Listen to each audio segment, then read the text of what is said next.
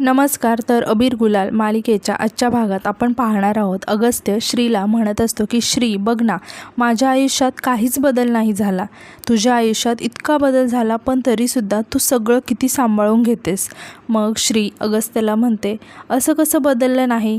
माझा इतका सक्का मित्र माझा नवरा झाला आणि इतकी गोड मैत्रीण तुझी बायको झाली. एवढा मोठा बदल झाला तुझ्या आयुष्यात.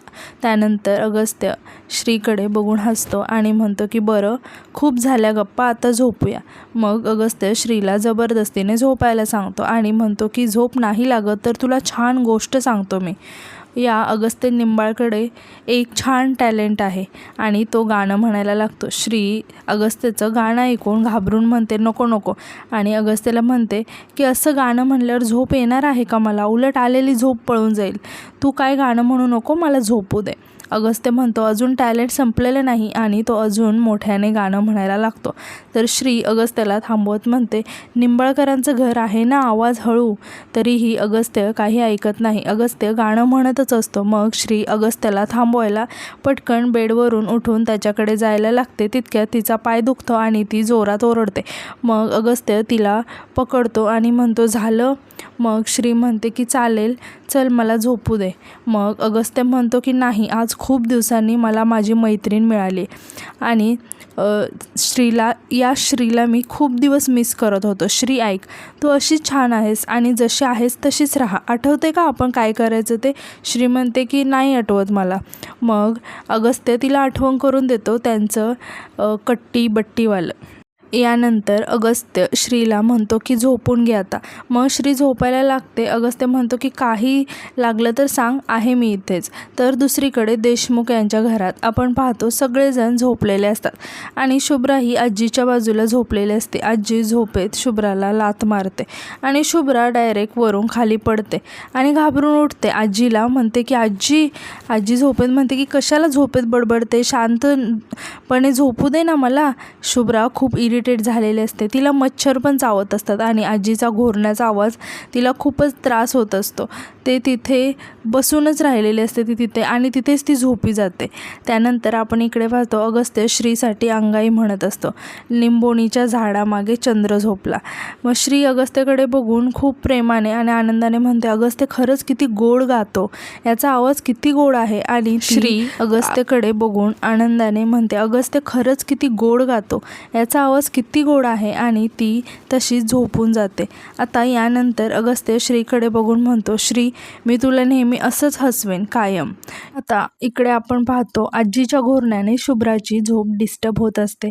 ती खूप इरिटेट झालेली असते. तर दुसरीकडे श्री ही शांत छान अशी झोपलेली असते आणि इकडे शुभ्रा खूप इरिटेट झालेली असते. तिला खूप मच्छर चावत असतात. आता यानंतर दुसऱ्या दिवशी सकाळी आपण पाहतो आजी उठून शुभ्राकडे रागाने पाहत असते. शुभ्रा खाली झोपलेली असते, बसल्या बसल्या एका छोट्याशा खुर्चीवरती डोकं ठेवून. आजी रागाने तिच्याकडे बघत असते आणि ती आजी अचानक स्टूलवरती लाथ मारते. शुभ्रा घाबरून जागी होते आणि झोपेतच म्हणते की सुनीता, एक कप ब्लॅक कॉफी आण ना.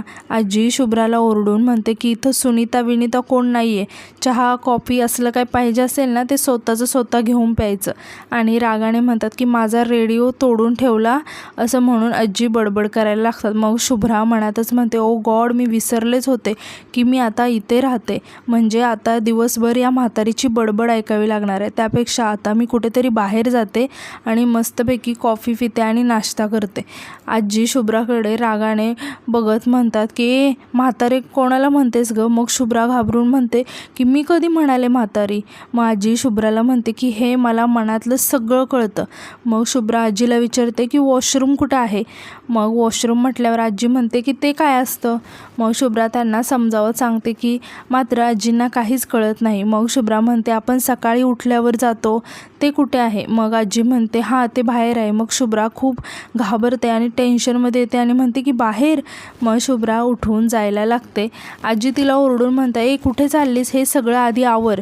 शुभ्रा विचारते की हे मी आवरायचं आहे? आजी म्हणते हो, इथे तुझ्याशिवाय दुसरं कोणी आहे का? शुभ्रा आजीला म्हणते की आहे ना, माझी आजी आहे ना. आजी तिला रागाने म्हणते, माझा रेडिओ फोडताना तुला आजी नाही आठवली का? आणि आता तुला आजी आठवली? सगळा बिछाना व्यवस्थित व्यवस्थित ठेव आणि मग जा. मग शुभ्रा घाबरलेली असते आणि ती परत म्हणते की मग आजी तिला ओरडून म्हणते की सगळ्या बिछाण्याच्या घड्या घालायच्या आणि बाहेर नळावर पाणी घेऊन यायचं. मग शुभ्रा बिछाना व्यवस्थित ठेवायला जाते. मग आजी म्हणते की हो, अशाच सगळ्यांच्या घड्या घालायच्या आणि बाहेर जाऊन नळावरून पाणी घेऊन यायचं. मग शुभ्रा म्हणते की मग आजी रागाने म्हणते की हो, सारखं मी इथं तुझ्याशिवाय दुसरं कोणी आहे का? शुभ्रा म्हणते की तुम्ही गेलात नळावर तर नाही चालणार का? आजी परत शुभ्रावरती ओरडून म्हणते की या वयात त्या म्हातारीला काम करायला लावते होय. आजी शुभ्राला ओरडायला लागतात. शुभ्रा तिथून पळून जाते आणि बाहेर जाऊन पाणी आणण्यासाठी जाते. तिथे सगळेजण रांगेत पाण्यासाठी लाईन लावून उभे असतात. शुभ्रा रांगेत उभं न राहता डायरेक्ट सगळ्यात पुढे जाते. सगळेजण तिच्याकडे आश्चर्याने बघत असतात. त्यातली एक बाई म्हणते की तुला ताप आलाय का गं? शुभ्रा म्हणते नाही मी बरी आहे. मग ती बाई रागाने म्हणते तुला काय वाटलं? मी इथं नंबर लावून केव्हाची बसले, आम्ही वेडे आहोत का? मग शुभ्रा त्यांना म्हणते की तुम्हाला माहीत नाही का मी कोण आहे? मी जिथं उभा राहते ना तिथून लाईन स्टार्ट होते. मग यावर तिथल्या बायका हसत म्हणतात हे इंग्लंडची महाराणी, चल बाजूला हो. सगळेजण शुभ्राला ओरडून मागे बोलवायला लागतात. शुभ्रा सगळ्यांचं ऐकून रागाने म्हणते की बस करा हे सगळं आणि त्यांना म्हणते की मी इथून जाणार नाही, समजलं? पाणी घेऊन जायला. आणि ती पाणी घेऊन जायला लागते. तितक्यात एक बाई तिला थांबवत म्हणते की थांब, कुठे चोरून माझी बादली घेऊन चालले? मग शुभ्रा म्हणते की मी काही चोरबीर नाही आहे, हे बघा मला ऑलरेडी लेट झालं आहे, मला जाऊ द्या. मग ती बाई तिला पकडून थांबवते. शुभ्रा खूपच चिडते आणि त्या बाईला म्हणते तुझी हिंमत कशी झाली गं मला हात लावायची? मग ती बाई रागात शुभ्राला म्हणते स्वतःला लय शहाणी समजते काय, थांब बघतेच तुला. त्यानंतर सगळेजण येऊन शुभ्राला घेरतात आणि म्हणतात की मारा हिला मारा. शुभ्रा खूप घाबरलेली असते आणि ती कशीबशी तिथून निसटते आणि पळायला लागते. तर पळता पळता तिचा पाय घसरून ती एका घाण पाण्याच्या डबक्यात पडते. सगळेजण शुभ्राकडे बघून हसायला लागतात. शुभ्राला खूप वाईट वाटतं. तितक्या समोरून एक गाडी येते आणि तिथे शुभ्रा जवळ थांबते. शुभ्रा रागाने तिकडे बघत असते. गाडीमध्ये श्री आणि अगस्त्य असतात.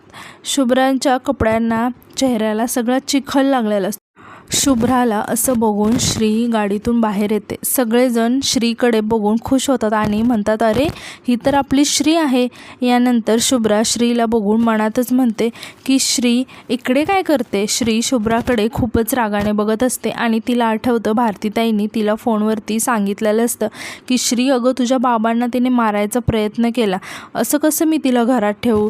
ती आमची खरी मुलगी नाही हे तर आम्हाला काल परवा समजलं ना, पण त्याआधी तर तिच्यावरच जीव लावलेला, स्वतःपेक्षा जास्त तिच्यावरच प्रेम केलेलं. तिने काय केलं आमचं? नाही श्री, या शुभ्राला कोणाचीच पर्वा नाही आहे, म्हणूनच मी तिला या घरातून बाहेर काढलं. ते प्रभाकरराव आले होते, ते घेऊन गेले तिला. आता इकडे शुभ्रा श्रीला एकदम घाबरत अडखळत म्हणत असते की तू इथे काय करतेस? मग यानंतर अगस्त्यसुद्धा गाडीतून बाहेर येतो. शुभ्राला म्हणतो की शुभ्रा हे काय झालं आहे? मग शुभ्रा अगस्त्य आणि श्रीला म्हणते की छान दिसते तुमची जोडी. अगस्त्य यावर शुभ्राला म्हणतो की मी काय विचारतोय की हे नेमकं काय झालं आहे आणि कशामुळे? मग शुभ्रा म्हणते की नाही म्हणजे सॉरी, मला तुमचा आज छान वेलकम नाही करता येते, म्हणजे काही लोकांना माझं चांगलं बघवतच नाही. बाकी छान वाटलं तुम्ही आलात ते. आणि ती श्रीला म्हणते की तुझी परमिशन असेल तर मी बोलू शकते का त्याच्याशी? मग शुभ्रा अगस्त्याकडे बघून म्हणते की अगस्त्य बाकीच्यांचं ठीक आहे रे, पण मला वाटलं नव्हतं की बाकीच्यांसारखा तूही डोळ्यावर पट्टी बांधून तसंच वागशील माझ्याशी. पण असू दे, हा सगळा नशिबाचा खेळ आहे. आणि म्हणते आणि माझं नशीब हे असं आहे, पण काय करणार मी सुद्धा या खेळातील एक खेळाडूच आहे. अगस्त्य शुभ्राला विचारतो की हे काय झालं सांगशील का? मग शुभ्रा म्हणते की काय झालं, देशमुख यांच्या घरात पाणी नव्हतं ना, त्याच्यामुळे तेच भरायला आले होते नळावर. हे ऐकून अगस्त्याला हसायला येतं. आता यानंतर श्रीला बघून सगळेच जण तिथे असणारे श्रीकडे येतात. श्री आनंदाने त्यांच्याकडे बघून म्हणते अरे वा, सगळेजण एकत्र भेटलात. मग सगळेजण श्रीची विचारपूस करत असतात आणि म्हणत असतात की खूप सुंदर दिसते श्री. आणि श्रीचं कौतुक करत असतात. श्रीचं कौतुक ऐकून शुभ्राला खूपच राग येत असतो. त्या बायका श्रीला म्हणत असतात की लक्ष्मीनारायणाचा जोडा दिसतोय अगदी लाखात एक. श्री त्यांना विचारते की मावशी एक बादली पाणी द्याल का?